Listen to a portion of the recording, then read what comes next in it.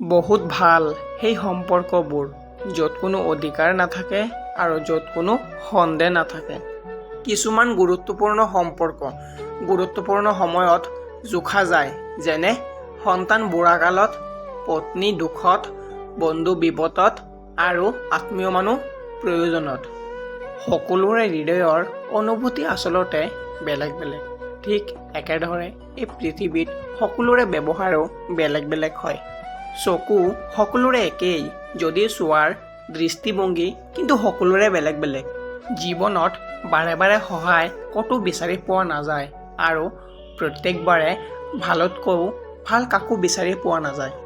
আপোনাৰ কাষত যি আছে তাকেই ভালদৰে ৰাখিবলৈ চেষ্টা কৰক, কিয়নো এবাৰ যদি আপুনি হেৰুৱাই দিয়ে তেন্তে বাৰে বাৰে ঘূৰাই নাপাবা। আমাৰ জীৱনৰ আটাইতকৈ গুৰুত্বপূৰ্ণ অংশটো হৈছে হাঁহি, গতিকে হাঁহি হাঁহি জীয়াই থাকিবলৈ শিকক।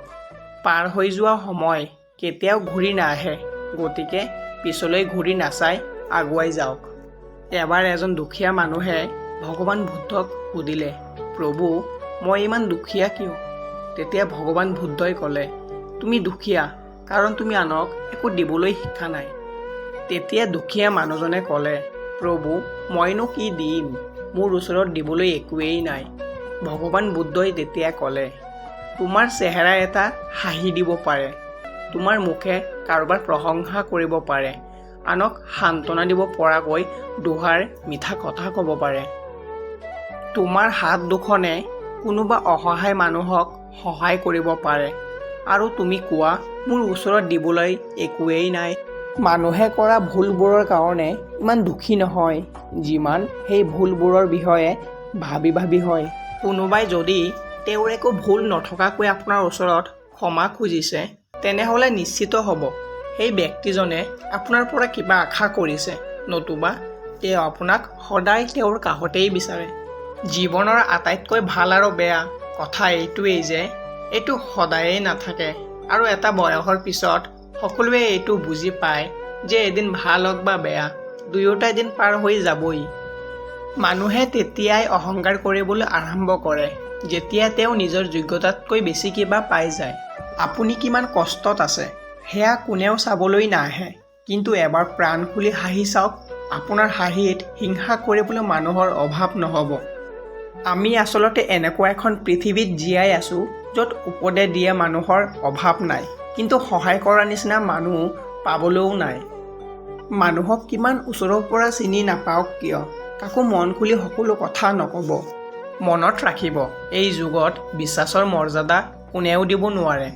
জীৱনত যদি আপুনি এনেকুৱা কিবা এটা পাবলৈ বিচাৰে যিটো আপুনি আগতে কেতিয়াও পোৱা নাই, তেনেহ'লে আপুনি তাৰ কাৰণে এনেকুৱা কিবা এটা কৰিব লাগিব যিটো আপুনি আগতে কেতিয়াও কৰা নাই।